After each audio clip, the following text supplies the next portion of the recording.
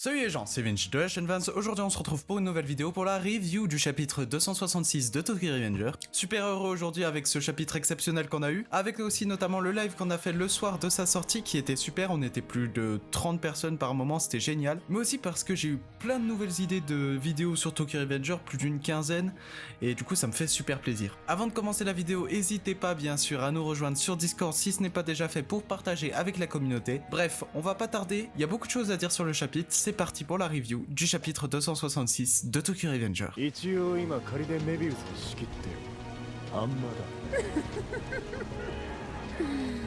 マイキーこの手でぶっ殺せるからな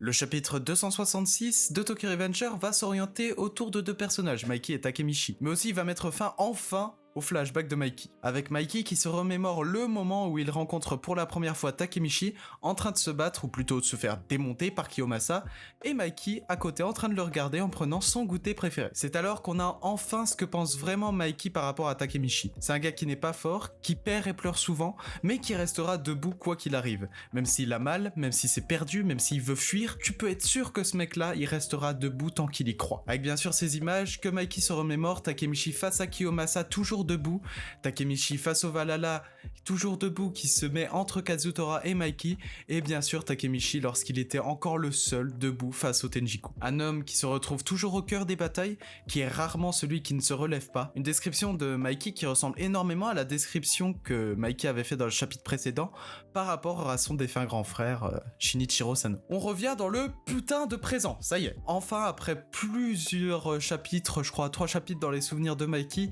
on revient dans la bataille finale et quel retour avec l'une des images les plus belles que j'ai vues depuis longtemps dans Tokyo Revenger. Je crois qu'elle est tellement belle que je vais vous la mettre en plein écran. Franchement, elle est incroyable. Takemichi qui est l'homme qui malgré tout perd, pleure, aussi qui tout simplement n'est pas très fort, mais qui se relèvera encore et toujours. Avec ce regard de Takemichi qui en dit long sur ce qu'il a vécu et la puissance de sa détermination de vouloir réussir à sauver tout le monde. Mikey qui voit Takemichi se relever et qui lui demande pourquoi il s'est encore relevé alors qu'il est déjà très mal en point et qu'il est sûr tout simplement de perdre face à lui. Mais ce que comprend pas Mikey en fait, c'est que Takemichi il se bat pas seul. Takemichi doit tenir la promesse qu'il avait fait au Mikey du futur, la promesse faite à Baji, mais aussi la promesse faite à Draken. Tout ça repose sur ses épaules et c'est pour ça qu'il ne peut pas perdre. Bon bien sûr, Mikey repousse bien évidemment l'assaut de Takemichi en l'envoyant valdaguer à plusieurs mètres.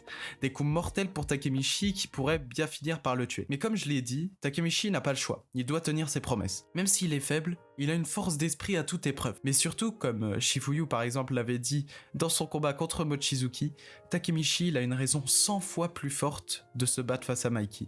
Même s'il a peur, même s'il veut fuir par exemple comme il l'avait crié devant Hinata juste avant la bataille finale, il a réussi à se débarrasser de toutes ses peurs pour enfin se relever avec un regard plein de détermination pour essayer enfin de botter le cul à Mikey. Un Mikey que Takemichi a vu tellement de fois sombrer, manipuler, triste, sur le point de mourir, tellement de futur qu'il laissait Mikey sur le côté du droit chemin, ou tout simplement tellement de futur aussi qu'il laissait la plupart de ses proches avec un avenir funeste. Et du coup avec tout ce qu'il a vécu, tout simplement Takemichi est le seul à pouvoir sauver Mikey de ses ténèbres.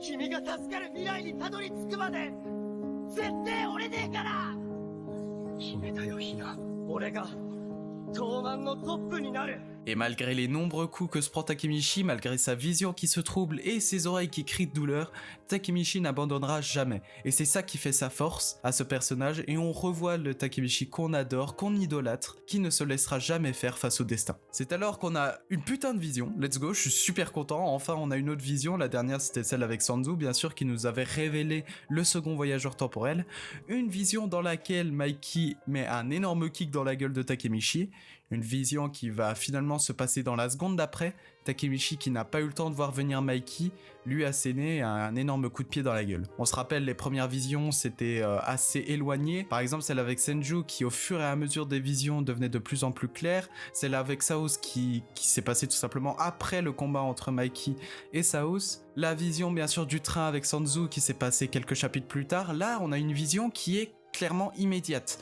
Mais c'est la question que je pense tout le monde se pose et qui sera répondue dans les prochains chapitres. Pourquoi alors on a des visions qui se font de plus en plus proches justement et qui évoluent de plus en plus? En fait, quelle est la raison de ce changement. Voilà pour le chapitre de Tokyo Revengers, j'espère que la review vous aura plu, je suis trop impatient du prochain chapitre parce que je sens qu'on va avoir des révélations, qu'on va avoir des réponses sur ces visions, mais surtout aussi sur le second voyageur temporel. Désolé, je parle un peu du nez. Mais bref, dites-moi ce que vous avez pensé du chapitre en commentaire, dites-moi aussi ce que vous pensez de ces reviews, c'est-à-dire un format beaucoup plus court que je faisais avant, avec vraiment une écriture que je fais pour qu'on ait le plus d'informations possible sans en rajouter trop. Donc j'espère tout simplement que ce format vous plaît. N'hésitez pas bien sûr à vous abonner et à liker, à nous rejoindre sur Discord si ce n'est pas déjà fait, le lien est en description. Je vous laisse, je vous dis à la prochaine pour de nouvelles vidéos, portez-vous bien parce que c'est le plus important. Ciao!